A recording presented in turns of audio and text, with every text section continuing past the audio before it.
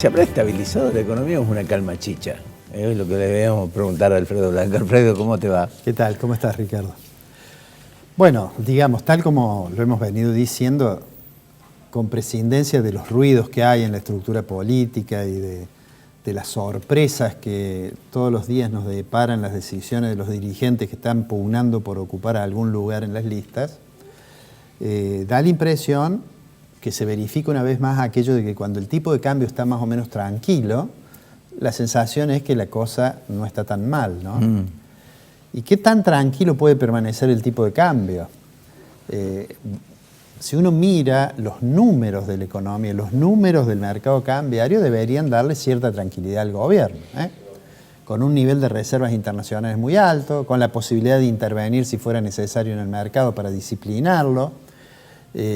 Pero bueno, esto es, yo diría, un periodo de transición que esperemos se mantenga con este nivel de tranquilidad, pero que dista mucho de decir, bueno, hemos superado los riesgos de tener algunos sacudones en la economía. Si uno mira los números, insisto, uno mira el nivel de reservas del Banco Central y mira los pasivos monetarios del Banco Central, uno diría, bueno, no hay mucho peligro de que tengamos un estallido cambiario antes de las elecciones. Lo que sucede es que es un mercado que es muy, digamos, muy proclive a reaccionar ante cambios de expectativas o ante cambios del contexto internacional. Pero digo, esto es lo que nosotros todos los días vemos. Ahora, cuando uno toma un poco más de distancia y empiezan a aparecer los problemas como el que hablabas con Pablo recién, los problemas de la pobreza, en realidad uno ahí toma conciencia de que lo que ha ocurrido en realidad es que la performance macroeconómica de la Argentina de las últimas décadas ha sido muy mala. Y yo diría, no solamente tenemos el problema de pobreza, tenemos además en aquellos periodos en que la economía creció, digamos el periodo 2004-2008 por ejemplo, sin embargo, como en muchas otras economías en el mundo, el crecimiento no ha significado que mejore los niveles de igualdad de la sociedad. Es decir, hay como un camino en el cual no solamente está el problema de la pobreza, que es un problema que en realidad es tremendo. Pensar que 1 de cada 3 personas está bajo la línea de pobreza, medida de la pobreza por ingreso, es realmente una situación muy, muy dolorosa, sino que también hay una gran desigualdad cuando se mide, por ejemplo, cuál es la diferencia entre los que más ganan y los que menos ganan, o cuando se usa un indicador, que es el coeficiente de Gini, para ver cuál es el grado de desigualdad que tiene la sociedad. Entonces, vuelvo a decir lo que hemos dicho en alguna oportunidad en el pasado.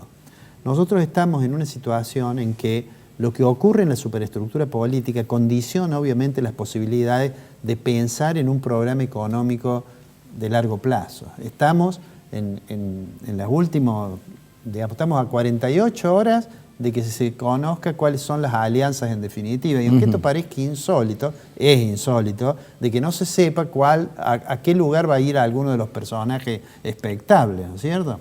Pero, digamos, esto nos condiciona la posibilidad de pensar en un programa económico de largo plazo. En diciembre, ¿vamos a tener un programa económico un poco más pensado para el mediano plazo? Bueno, eso no lo podemos saber hoy. Lo que hoy nosotros podemos decir es que si uno mira los números de la economía, vamos a llegar en una situación complicada y probablemente desde el punto de vista del gobierno, si tiene alguna intención de tratar de demostrar que la economía está mejorando, este mes que va a comenzar dentro de 20 días, digamos, el mes de julio, va a ser el último mes en el cual tiene chances de que cambie la tendencia.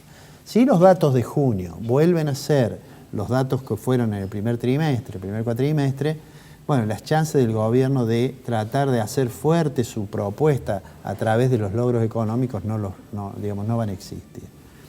Vamos a conocer en esta semana el índice de inflación del mes pasado. Todo hace suponer que va a ser un índice más bajo. Ahora, ese índice más bajo que el mes anterior sigue siendo un índice tremendamente alto. Y, digamos, la expectativa es que ese índice pueda ser un escalón inferior que comience un descenso un poco más significativo de la tasa de inflación. De todos modos, 2018 se va a ir seguramente con una de las tasas de inflación más altas de los últimos tiempos. Seguramente. Nadie puede pensar que la inflación va a estar por debajo del, digamos, 38% anual. Y si uno mira el relevamiento de expectativas de mercado del Banco Central, va a ver de que ese número para el año 2019, perdón, no 2018, para 2019, ese año, ese índice de expectativa da que 40% incremento, una inflación altísima. El gobierno está caminando por un andarivel bastante estrecho. Por un lado tiene intenciones de recuperar el nivel de actividad. El nivel de actividad no se recupera si no se recupera el consumo. Claro. Hay posibilidades de que haya una recuperación. Ahora, que eso se combine con una tasa de inflación más baja y con estabilidad cambiaria son como dos condiciones para que podamos mirar con un poco más de optimismo el futuro de la economía. Vos dijiste algo que yo vengo insistiendo mucho en ese tema y dijiste el próximo gobierno, pero me da la impresión de que el próximo gobierno ya sea este, Sí. o sea otro. Yo no veo ninguna idea. No veo todavía ensamblado un panorama de decir, bueno, a esto le vamos a poner esto, o le vamos a contraponer esto, o nuestra idea con respecto es esta. Todos hablan con esa deuda del año que viene que hay que pagar, no se puede pagar, hay que refinanciarla. Pero nadie ha hablado con el Fondo Monetario para saber si el fondo le va a refinanciar o no, sea quien sea. A lo mejor estando Macri, sí, a lo mejor estando otro gobierno, no. Te digo mi impresión de eso. En primer lugar, digamos, antes de ir a lo de la deuda, en primer lugar, si uno mira, hay ciertas cosas en las cuales el próximo gobierno va a partir de un escalón un poco mejor. Digamos, sí, la situación del sector externo, digamos, dejando de lado el tema de la deuda, con este tipo de cambio, de hecho, se va revirtiendo el resultado negativo que tenía el balance de comercio de la Argentina. Entre que el tipo de cambio es mejor y que el nivel de actividad se contrajo, entonces la relación de exportaciones e importaciones ha mejorado, por una parte, ¿no es cierto? Por otra parte, si uno mira las cuentas públicas, en realidad, con una presión tributaria alta, pero digamos, hay una clara disminución del déficit fiscal, del déficit primario, y que abre las puertas de la posibilidad de caminar hacia una situación de mejor solvencia desde el punto de vista de las cuentas públicas. Ahora vamos al tema de la deuda. Es claro que el gobierno, cuando tomó la decisión de que el ajuste fiscal lo iba a hacer gradualmente, para eso la única opción era o emitir para financiar el déficit o endeudarse, y resolvió endeudarse, eso es un problema. No estoy tan seguro que sea imprescindible caminar hacia una reestructuración de la deuda. Pero tengo cierta certeza que si Argentina enfrenta en el año 2020 y 2021 problemas para atender la deuda, tengo la impresión que el Fondo Monetario va a estar dispuesto a hacerlo. Y va a estar dispuesto a hacerlo porque Argentina es el principal deudor que tiene el Fondo Monetario. Sí, no quiero alternativa. Y hay una vieja cuestión que se solía decir, que cuando uno debe poco tiene que cumplir con el acreedor. Cuando uno debe mucho, el acreedor se empieza a preocupar por uno. Fantástico, esa frase es fantástica. Y a mí me da la impresión que un poco de eso es lo que ocurre con Argentina y el fondo, que además ocurre obviamente por las relaciones del gobierno con el gobierno de los Estados Unidos. Eso es obvio.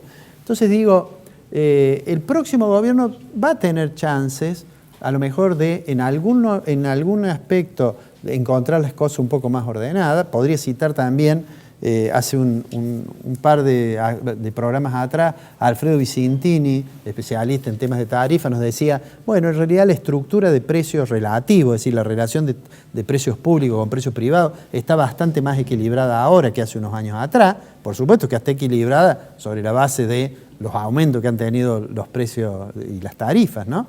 Pero, digo, hay algunas cosas que uno las podría mirar con un poco más de esperanza de que el próximo gobierno pueda caminar mejor.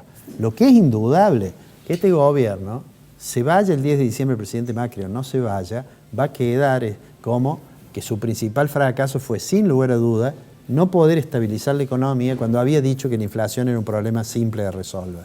Alfredito, te dejo el programa por 2 semanas.